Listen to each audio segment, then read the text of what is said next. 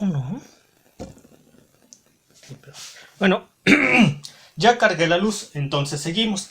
Para calcular la impedancia mutua entre la malla número 2 y la malla número 3 solamente vamos a utilizar la regla número 1, porque no hay impedancias mutuas de tal forma que una de las bobinas pertenezca a malla 2 y la otra a malla 3, o que ambas bobinas pueden pertenecer a las dos mallas. Por eso es que solamente aplicamos la regla número 1.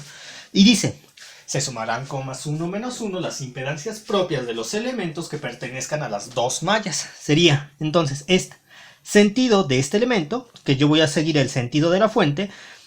El sentido de la fuente para este elemento, como denota la flechita que casi no se ve, coincide con J2, sí, coincide con J3, no.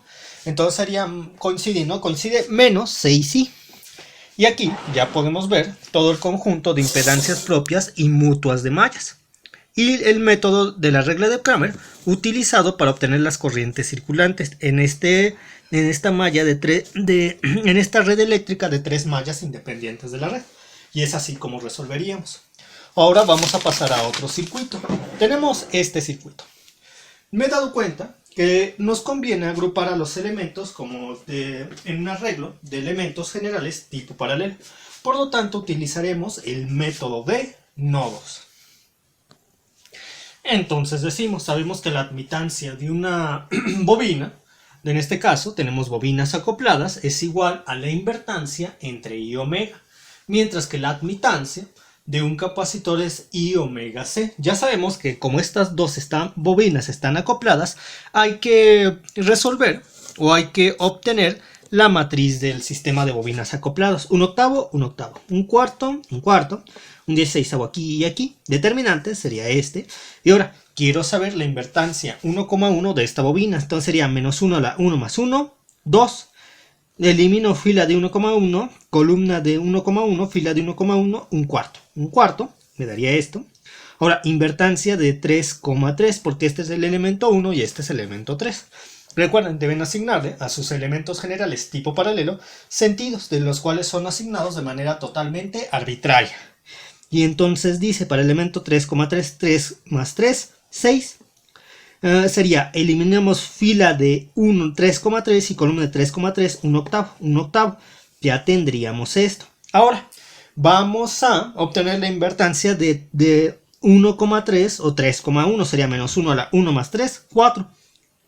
Determinante, y sería, eliminamos de fila de 1,3 o de 3,1 y sería un 16avo. Ya tenemos la invertancia de las bobinas acopladas. Ahora vamos a obtener la admitancia, sería la invertancia entre I y omega.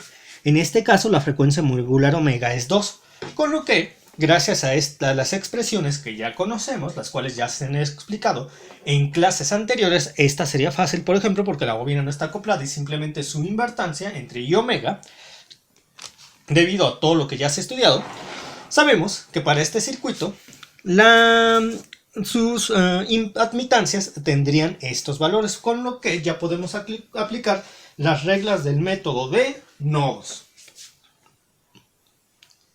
Y vamos con esto. Y dice, regla número 1 de la admitancia propia del nodo 1. En este caso mi nodo 1 es esta, que dice, se sumarán como más 1 las admitancias propias de los elementos que incidan en el nodo 1. Sería este y este. Se suman.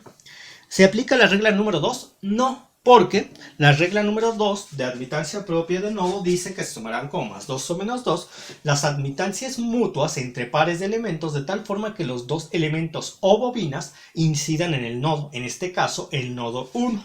Este incide en el nodo 1, pero este no, por eso no aplica. Ahora vamos a obtener la admitancia propia del nodo número 2. Otra vez aplica la regla 1, este. Y por la misma razón, este incide en 2, pero este en 1. No vamos a aplicar la regla número 2, con lo cual tendríamos para 2,2 este. Finalmente, vamos a obtener la admitancia mutua entre los nodos 1 y 2, que dice la regla número 1, que se sumarán como más 1 menos 1 las admitancias propias de los elementos que incidan en los dos nodos. Estos dos inciden en los dos nodos. Entonces sería menos un cuarto de I, menos I. Vamos con la regla número 3. ¿Por qué no he decidido aplicar la regla número 2? Porque recuerden que la regla número 2 dice, se sumarán como más 2 o menos 2 las admitancias mutuas entre pares de elementos de tal forma que ambos elementos incidan en los dos nodos. Aquí no tenemos un elemento de ese tipo. Por lo tanto, a menos que tuviéramos una bobina aquí y estuviera acoplada con este, pero no hay elemento de ese tipo, por lo que no podemos aplicar la regla número 2.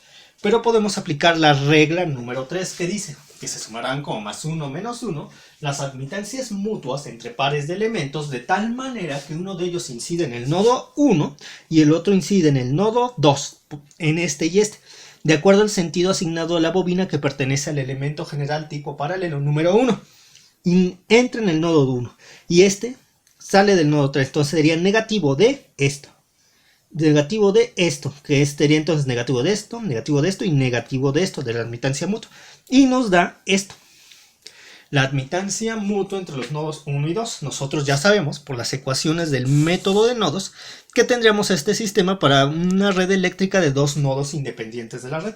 Y ya podemos obtener los potenciales de nodo. Con lo cual, llevando a cabo la gráfica de la red y obteniendo las caídas de voltaje de los elementos generales tipo paralelo en función de los potenciales de nodo, lo cual ya se ha establecido cómo hacerlo en los anteriores videotutoriales y la anterior teoría de los otros videotutoriales, ya se puede llevar a cabo y al aplicar la ley de Ohm ya pueden obtener la corriente en todos y cada uno de los elementos.